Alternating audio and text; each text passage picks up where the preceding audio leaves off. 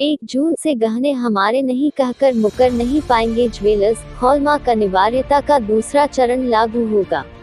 अब ज्वेलर यह गहने हमारे यहाँ के नहीं है कहकर मुकर न सकेंगे। उन्हें जेवरात बेचने की पूरी जानकारी hallmark unique identification (HUID) portal पर देनी होगी।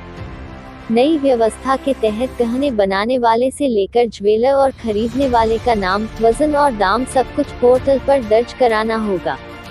केंद्रीय उपभोक्ता मंत्रालय ने हॉलमार्क हाई लेवल कमेटी के सदस्यों से 30 मई तक सुझाव मांगे हैं। 1 जून से हॉलमार्क का दूसरा चरण सख्ती के साथ अनिवार्य रूप से लागू करने की तैयारी है। पिछले साल हॉलमार्क अनिवार्यता व्यवस्था में देश के 256 जिले शामिल किए गए थे। 1 जून से 32 और जिले लिस्ट में शामिल हो जाएंगे, जिससे यह संख्या 288 पहुंच जाएगी। क्या होगा फायदा? जेवर बनाने से लेकर ज्वेलर और खरीदने वाले ग्राहक की HUID पोर्टल पर जानकारी अपलोड करनी होगी। आभूषण के मालिक के साथ वजन और कीमत भी रहेगी। बनने से लेकर अंतिम खरीदार तक की सभी जानकारी पोर्टल पर होगी। किसी भी तरह की गड़बड़ी तुरंत पकड़ में आएगी और सख्त कार्रवाई होगी। भारतीय मानक ब्यूरो (KDG) कार्यालय की ओर से हॉलमार्क कमेटी के 24 सदस्यों को पत्र लिखकर कहा गया है कि बनने से लेकर बिकने वाले हर आभूषण की जानकारी पोर्टल पर दी जाए। इस संबंध में उनसे सुझाव भी मांगे गए हैं।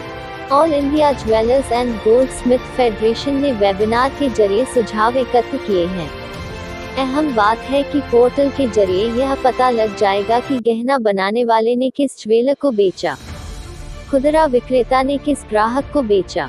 खरीदार के नाम के साथ वजन और दाम भी पोर्टल पर होगा। किसी भी तरह की गड़बड़ी निकलने पर ज्वेलर के खिलाफ कार्रवाई की जा सकेगी। टांके वाले गहनों की जांच भी करा सकेंगे ग्राहक। हॉलमार्क के दूसरे चरण के तहत BIS ने कुंदन, पोल्की और जड़ाव पर भी हॉलमार्किंग लागू करने की तैयारी है। इस संबंध में भी कमेटी के सदस्यों से सुझाव मांगे गए हैं। नई व्यवस्था के तहत टांके वाली ज्वेलरी की भी जांच हॉलमार्क सेंटर पर कराई जा सकती है। देश के प्रमुख जिले शामिल: उत्तर प्रदेश में कानपुर, आगरा, बरेली, प्रयागराज, बदायूं, देवरिया, गाजियाबाद, गोरखपुर, जौनपुर, झांसी, मथुरा, लखनऊ, मेरठ, मुरादाबाद, मुजफ्फरनगर, गौतम बुद्ध नगर, सहारनपुर, वाराणसी, शाहजहांपुर हैं। इसके अलावा दिल्ली, मुंबई, नागपुर, अकोला, रत्नागिरी के अलावा आंध्र प्रदेश, उत्तराखंड, असम, कर्नाटक के कई जिलों संग भोपाल, ग्वालियर, रीवा, इंदौर, जबलपुर आदि शामिल हैं। पोर्टल पर गहनों के निर्माता से लेकर ग्राहक तक की जानकारी देना जरूरी हो रहा है। 30 मई तक सुझाव मांगे गए हैं।